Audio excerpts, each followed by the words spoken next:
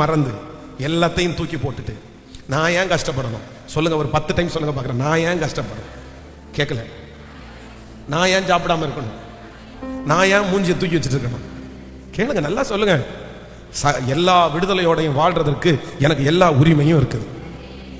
நான் ஏன் துக்கப்பட்டு இருக்கணும்? நான் ஏன் இந்த மாதிரி ஒதுங்கி ஒதுங்கி வாழணும்? வேண்டவே வேண்டாம். கர்த்தர் எனக்கு கொடுத்திருக்கிற வாழ்க்கை, கர்த்தரே எனக்குள்ள இருக்கும்போது வேற என்ன எனக்கு வேணும்?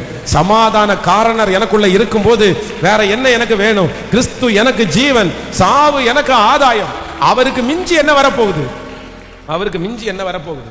அதனால ஆண்டவருடைய பிள்ளைகளே, இந்த கசப்பிலிருந்து ஆண்டவர் உங்களை மன்னிச்சிருங்க, மனசார மன்னிச்சிருங்க, மறந்துருங்க. பரவாயில்ல, அவங்க பண்ணின துரோகம் தீமைக்கு இல்ல, அவங்க பண்ணின துரோகம் நன்மைக்கு தான். கர்த்தர் நன்மையா மாத்துவாரு. அந்த துரோகம் பண்ணதுனால தான் நம்ம ஜெபத்துக்கு வந்தோம்.